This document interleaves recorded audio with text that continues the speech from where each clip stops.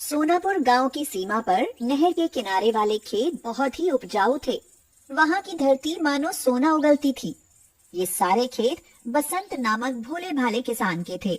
उसके खेत के किनारे शिवजी का छोटा सा मंदिर था। बसंत शंकर जी का पक्का पुजारी था। उसके आसपास वाले खेत जग प्रताप नाम के दबंग रईस के थे।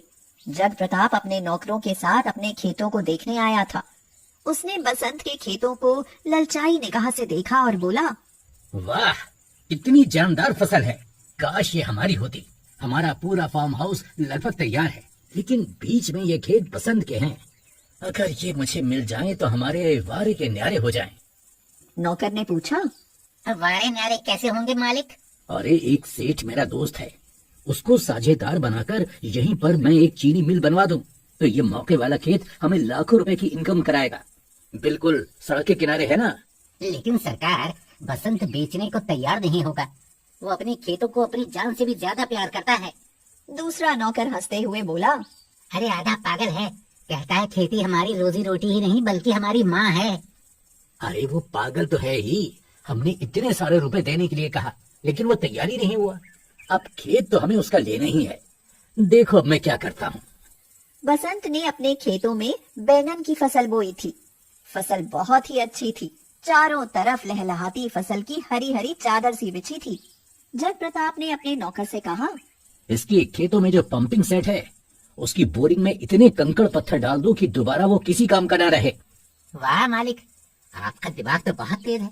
कंकड़ पत्थर डालने से उसकी बोरिंग खराब हो जाएगी, तब वो सिंचाई कर ही नहीं पाएगा और फिर उसकी फसल सूख जाएगी।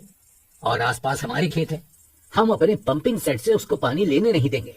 हम बार बार ऐसा करेंगे और उसकी फसल जब होगी ही नहीं तो मजबूरी में वो अपने खेत मुझे दे देगा। कहो कैसा रहा मेरा आइडिया? आपका आइडिया सुपर हिट है मालिक। अब जग प्रताप और उसके दोनों नौकर जोर जोर से हंसने लगे। नौकरों ने फटाफट बोरिंग में ढेर सारे कंकड़ पत्थर डाल दिए। दूसरे दिन बसंत उठा और अपनी पत्नी रूपा से बोला, अरे सुनती हो, जल्दी से कुछ नाश्ता बना दो। मुझे आज ही बैंगन के खेत में पानी लगाना है, बहुत जरूरी है। आजकल में पानी नहीं लगा तो सारी फसल सूख जाएगी। हर समय जब देखो तब खेत और बैंगन, बैंगन और खेत, बस यही माला जपते रहते हो। उसके अलावा तुम्हें कुछ याद है? अरे कैसी पागल है तू। अरे फसल पर ही तो सारा दारोमदार है। अगर अच्छी इनकम हो गई तो मैं तेरे लिए झुमके बनवा दूंगा। सुनकर रूपा खुश हो गई और बोली, फिर तो बहुत मजा आएगा। मैं फिर झुमके पहनकर सुनीता भाभी को चढ़ाने जाऊंगी। अपने झुमके पहनकर बहुत घमंड दिखाती हैं। लगता है बहुत बड़ा तीर मार लिया हो। हाँ। बसंत नाश्ता करने खेतों में चला गया। उसने इंजन लगाकर स्टार्ट किया, लेकिन पानी निकल ही नहीं रहा था। अब बसंत घबरा गया। वैसे भी उसने सिंचाई में देर कर दी थी, दूसरे कामों में उलझा रहा, लेकिन पानी नहीं लगा पाया था। काफी कोशिश करने के बाद भी पानी नहीं चला। बसंत बहुत हताश हो गया और बोला, हाँ, अब क्या होगा? आसपास तो जग प्रताप के ही खेत है, उससे कहकर देखता हूँ। वह जग प्रताप के पास पहुंचा और कहा, दादा, मेरे खेत की बोरिंग खराब हो गई है। आप मुझे अपने पंपिंग सेट से सिंचाई कर लेने दीजिए। मैं पूरा खर्चा दे दूंगा और आपका एहसान मानूंगा। जग प्रताप अपने मन में बहुत खुश हो गया, परंतु ऊपर से दिखावा करते हुए बोला, मैं तुझे जरूर पानी दे देता, लेकिन मैं क्या करूं? मुझे भी तो सिंचाई करनी है और तू तो जानता है कि मेरे कितने ज्यादा खेत हैं। कम से कम 15 दिन लग जाएंगे, उसके बाद ही मैं तुझे पंपिंग सेट दे सकता हूँ। यह सुनकर बसंत बहुत ही निराश हो गया और खेत के छोर पर बने हुए शिवजी के मंदिर में जाकर बैठ गया और रोने लगा। मैंने अपनी गाड़ी कमाई के रुपए इसमें लगा दिए हैं, अब मैं बर्बाद हो जाऊंगा। भगवान, तुम ही कुछ मदद करो। फिर वह अपने घर चला आया। क्या हुआ? तुम इतनी जल्दी क्यों लौट आए और इतने परेशान क्यों हो? लेकिन बसंत ने कुछ नहीं बताया और कहा, कुछ नहीं, तबीयत ठीक नहीं है। उसी रात को बादल घिरने शुरू हुए और खूब झमाझम बारिश हुई। चारों तरफ के खेत, नदी, तालाब सभी पानी से लबालब भर गए। बसंत का खुशी के मारे कोई ठिकाना नहीं था। वह आसमान की ओर हाथ जोड़ते हुए बोला, प्रभु तेरी लीला अपरंपार है। उधर जग प्रताप ने जब बारिश को होते देखा तो वह क्रोध से चीखने चिल्लाने लगा, लेकिन वह कर भी क्या सकता था।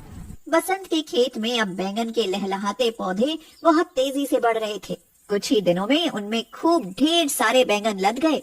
बसंत अपनी फसल को देखकर फूला नहीं समाता था। जग प्रताप को जलन के मारे नींद नहीं आती थी। वह मन ही मन में सोचता रहता, अब मैं क्या करूं?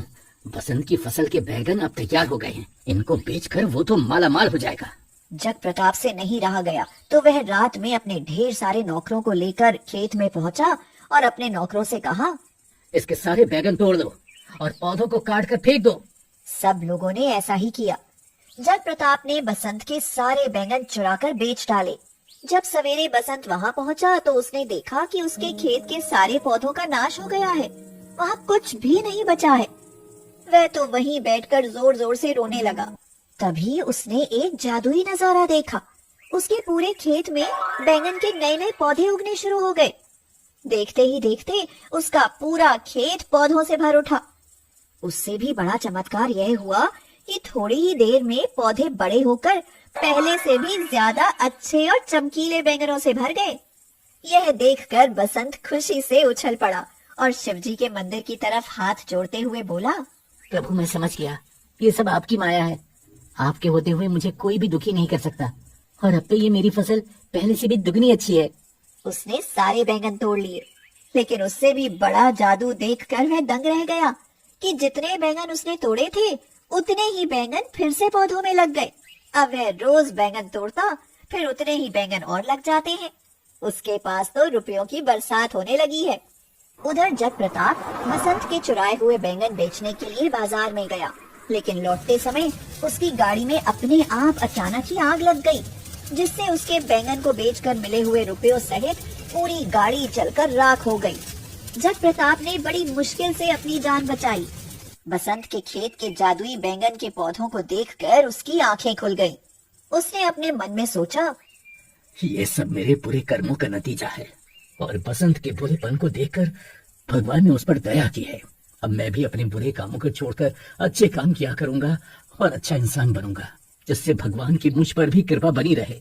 अब जग प्रताप भी सुधर कर एक भला आदमी बन गया। अब वह सबकी मदद करने लगा था।